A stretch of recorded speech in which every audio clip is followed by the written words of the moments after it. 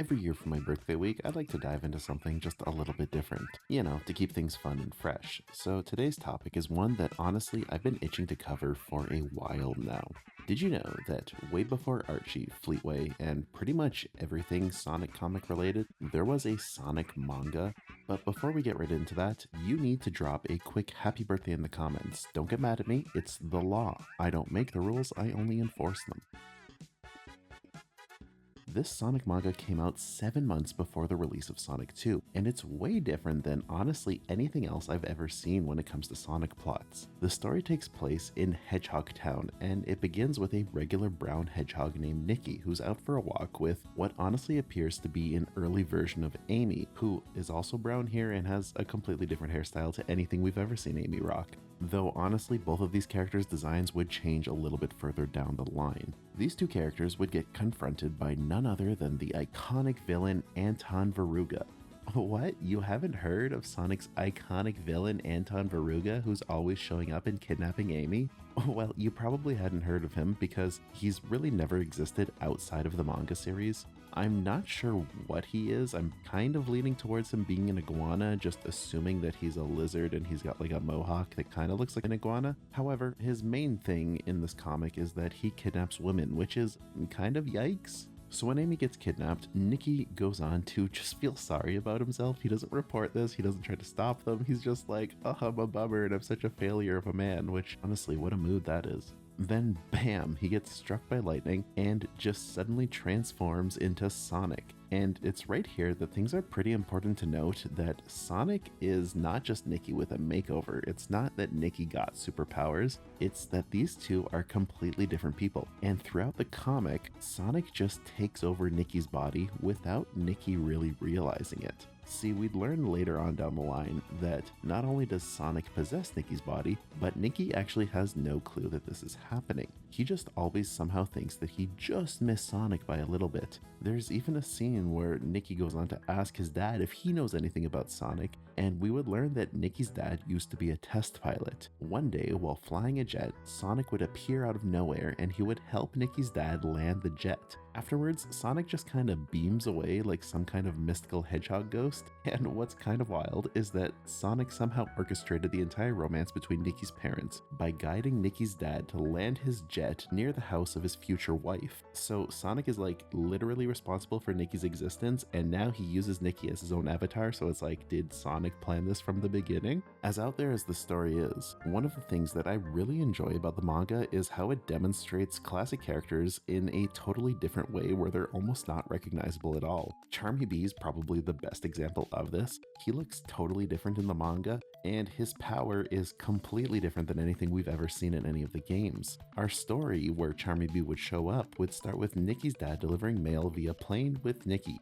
but then Eggman shows up in a giant flying robot whale and it inhales the plane. Inside of the whale, Eggman explains that he's captured the two of them because they're always around when Sonic shows up, and he wants Sonic for unknown reasons at the moment. He then proceeds to torture them by putting them into a cocktail shaker and then dumping them into martini glasses. Obviously, the idea here is you would shake them up and they would end up being dizzy or something like that, but instead Nikki's dad comes out acting super drunk, so I mean, it's funny, but honestly, a drunk person's probably the worst to try to get information from. Nikki, however, doesn't come out of his shaker, and that's because Sonic has taken over him, yet again using him as his avatar. Although, just when you think Sonic is gonna save the day, Eggman just straight up drowns him, and I guess he's dead? Yeah, it's pretty savage. Luckily though, Charmy Be finally pops up out of his magical chest called the Time Box. In this world, Charmy, I guess, is some kind of magical being who can just rewind time with this box, and this lets him save Sonic. Sadly though, there isn't another chapter that's translated to English, so we're not going to see more of Charmy.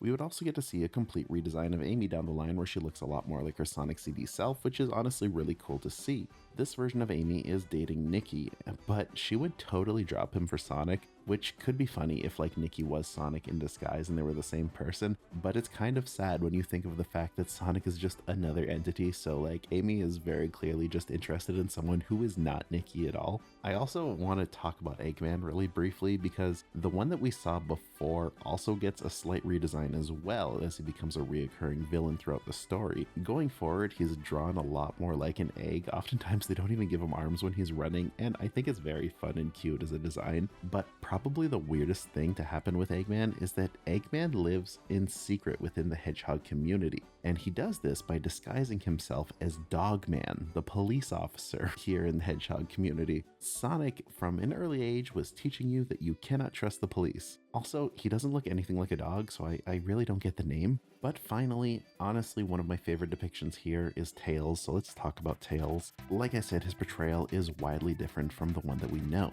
Tails shows up rocking sunglasses, and he's got a very jock-like attitude to himself. It's really fun, especially because it's so different than this kind of like shy, nerdy self that we see in the video games now. His first appearance involves him downing just a giant mushroom, which is hilarious. I honestly think it's such a funny drawing. It lives rent-free in my mind. He's a total mad lad and just absolutely ridiculous. He also owns his own hot rod, which he would end up using when, surprise surprise, Anton Veruga shows up yet again and kidnaps Amy. At the end of the story here, they end up getting attacked by sentient UFO mushrooms because why not? It's absolute chaos, and I love everything about this. Honestly, I wish that we got to see more of this manga or like something else with this storyline, because I feel like I'm just peering into an alternate universe version of Sonic where everything is just so much more different than what I'm used to.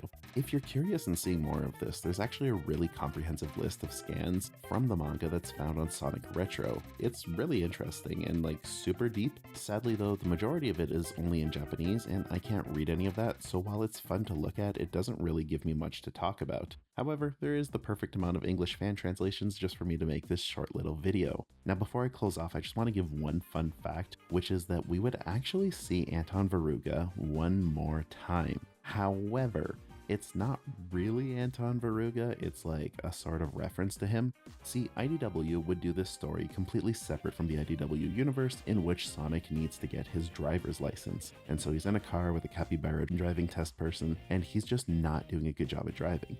At one point, we get an overhead view of this sort of little Mobian city, and in the corner is this really old red car. We don't see who's driving it, they're obscured by a hat. However, this red car is the same car that Anton Veruga drove, and the figure driving it could be seen as being Anton Veruga. So it's like a really fun reference to something just so insanely obscure, and I live for stuff like that. But with that, we've reached the end of this video. I hope that you enjoyed this look into like the really goofy manga, and if you have anything to add, I'd love to see in the comments. And if you think I deserved it, honestly, a like, a subscribe, they go a long way, but at the end of the day, I can't tell you what to do. I just hope that you have a good one.